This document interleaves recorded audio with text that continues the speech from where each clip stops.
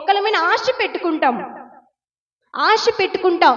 నా భర్త నాకు సహాయం చేస్తాడు, నా భార్య నాకు సహాయం చేసిది, నా అత్తమ్మలు నాకు సహాయం చేస్తారు, నా తల్లిదండ్రులు నాకు సహాయం చేస్తారు, మేము ఇల్లు కట్టుకుంటుంటే వాళ్ళు కాస్త మాకు సహాయపడతారని ఆశ పెట్టుకుంటాం.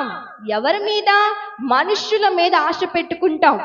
ఫంక్షన్ పెట్టుకున్నాం, కాస్త మా తల్లిదండ్రులు ఏదన్నా సహాయపడితే ఆ ఫంక్షన్ మంచి గ్రాండ్గా చేసుకుందామని ఆశ పెట్టుకుంటాం. చివరి స్థితికి వచ్చేసరికి వాళ్ళు మనకి సహాయము చేయలేరు. ఏమంటారు? అయ్యో అందలేదమ్మా, ఏమనుకో మాకు, ఒక్క మాట అంటే అందలేదు, ఏమనుకో మాకు. అప్పుడు మనకి ఎలా అనిపించింది? ఆశ పెట్టుకొని 1000 కళలతో వాళ్ళు మాకు సహాయం చేస్తారు, మాకు ప్రాబ్లం అంతా ఇంకా అయిపోయింది, ఇంకా మేము వాళ్ళు సహాయం చేస్తే మేము ఏదైనా తీర్చుకోగలుగుతాం, ఏదైనా కొనుక్కొచ్చుకోగలుగుతాం అనుకుంటాం. ఒక్కసారి ఆ మాట అనేసరికి మనకి చాలా బాధ కలిగిద్ది.